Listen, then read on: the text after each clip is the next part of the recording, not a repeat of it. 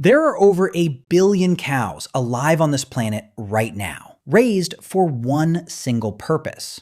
9 billion chickens get slaughtered every single year in the United States alone. Sheep, pigs, goats, rabbits, deer, entire global industries built around animals that spend their whole lives eating grass, grain, and leaves. Now try to remember the last time you saw lion steak on a restaurant menu, or wolf, or eagle, or shark outside of a fin soup you probably shouldn't be eating anyway. Humans have farmed, hunted, and eaten almost every herbivore on Earth at some point in history. But predators? We've almost never done it. Not at scale, not as a staple, not as a habit.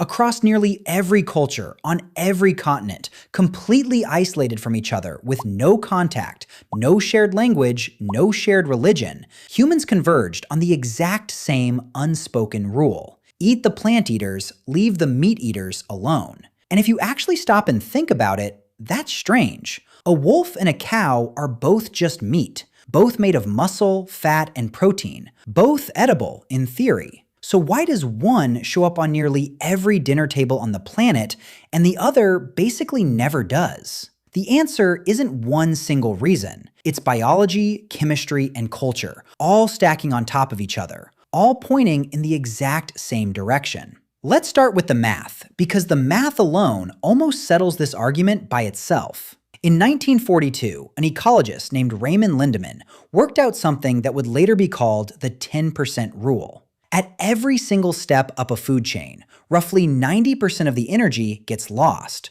burned off as body heat, spent on movement, wasted during digestion. Only about 10% actually survives the climb to the next level. So picture a field of grass producing 100 pounds of energy. That supports maybe 10 pounds of deer, and that 10 pounds of deer supports about 1 pound of wolf. To raise a single pound of predator meat, you need 10 pounds of prey animal underneath it. And that 10 pounds of prey needed 100 pounds of plants underneath that. Predators are, by design, the most expensive meat on the planet to produce. Farming lions for food would basically mean farming animals whose entire diet is other farmed animals. The math simply never worked. To put that in perspective, raising a single cow to slaughter weight already takes years of grain, water, and grazing land that most people never even think about. Raising a predator large enough to actually eat would mean raising and losing 10 times that amount of prey animal just to keep one carnivore alive long enough to grow to size. No civilization in human history has ever had that kind of surplus energy to throw away on a single food source. It simply isn't there to spend. But cost isn't even the biggest problem. There's something quietly building up inside predator meat that has nothing to do with money and everything to do with poison. It's called biomagnification. Toxins in the environment, mercury, lead, industrial chemicals, don't disappear as they move up a food chain. They concentrate. A small fish absorbs a tiny trace of mercury from the water around it. A bigger fish eats hundreds of those small fish and absorbs all of that mercury at once.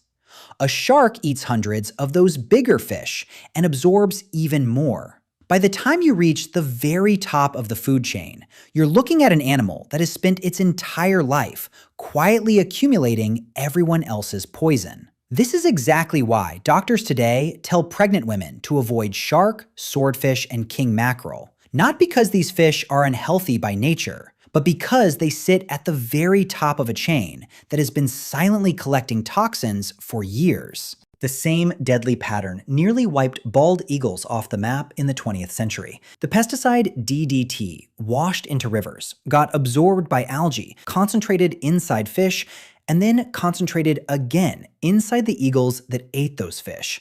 By the 1960s, DDT levels inside American apex predators were high enough to thin their eggshells until the eggs literally collapsed under their own mother's weight. Bald eagle populations in the continental United States dropped to under 1,000 nesting pairs before DDT was finally banned in 1972.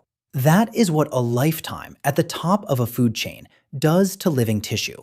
Whether the toxin is mercury, lead, or a pesticide humans sprayed decades earlier without knowing where it would end up. And this danger isn't some modern discovery. Arctic explorers learned it the hard way more than a century ago. Sled dogs across the Arctic have known for generations, through pure instinct, never to touch polar bear liver. Human expedition teams in the early 20th century didn't get that memo. Members of Douglas Mawson's 1911 Antarctic expedition ate husky liver out of sheer desperation and came down with violent headaches, peeling skin, and eventual organ failure. The cause was later identified as hypervitaminosis A, extreme vitamin A poisoning. Polar bear and husky liver store such an insane concentration of vitamin A that a single meal can be lethal to a human body. Indigenous Arctic communities had known to avoid it for centuries before science ever caught up with a name for why. Then there's what predator meat actually does inside the animal that produces it, long before it ever reaches a plate. Prey animals mostly graze. Predators sprint, stalk, and fight for every single meal they get. That kind of constant physical stress floods their muscles with cortisol and adrenaline and drains the glycogen that normally makes meat tender when an animal is calm at the moment of slaughter. The result is meat that's tougher, gamier, and often carries a strong, musky flavor from testosterone-related compounds concentrated deep in the tissue. Hunters who've actually eaten mountain lion or wolf almost always describe it the same way: edible in a true survival situation, but never something you'd willingly choose. And then there's disease. Predators eat the sick, the old, and the weakest members of a population, which means they're also eating whatever parasites and pathogens those animals were carrying. Trichinosis, a dangerous parasitic infection once common in undercooked bear and wild boar, spreads specifically through predator and scavenger meat. Wildlife biologists have long flagged carnivore meat as carrying a dramatically higher parasite load than herbivore meat for exactly this reason.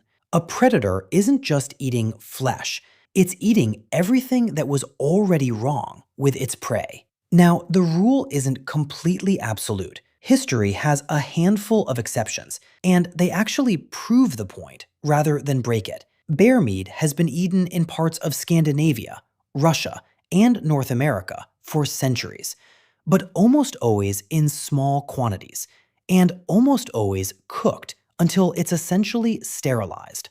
Lion meat has occasionally appeared in parts of Africa during extreme famine, when starving communities genuinely had no other option left. In nearly every documented case throughout history, humans only turned to predator meat once every safer, cheaper, plant-based alternative had already run out completely.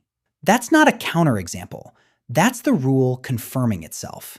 Predator meat has always been the last resort, never the first choice. Even today, the exception remains rare and deeply controversial. South Africa runs a legal lion farming industry, but it exists almost entirely to sell lion bones into traditional medicine markets across parts of Asia, not to put lion meat on anyone's dinner table. Conservation groups have condemned the practice for years, and it remains one of the only serious attempts anywhere on Earth to farm a predator at scale. The fact that it's controversial, small, and aimed at bones instead of meat only reinforces just how firmly the rest of the world has avoided walking down that path. And then, somewhere along the way, culture caught up with biology and made the rule official. The dietary laws in Leviticus explicitly forbid eating birds of prey and clawed carnivores, naming eagles, vultures, and hawks directly. Islamic dietary law draws the exact same line, prohibiting animals that hunt with fangs or talons. Across cultures with zero contact with each other, from ancient Israel to the Arabian Peninsula to indigenous hunting traditions across North America, the same invisible boundary kept appearing again and again, completely independently. Eat the grazer, spare the hunter. Some anthropologists believe this was never only about safety. Predators were also feared, respected, in many cultures, worshipped. And you don't eat the animal you've built a religion around. You don't eat the creature whose skull sits on your chief's headdress, or whose image guards the gates of your temple. Across dozens of unrelated civilizations, the lion, the eagle, the wolf, and the bear kept showing up again and again as symbols of power, kingship, and divinity.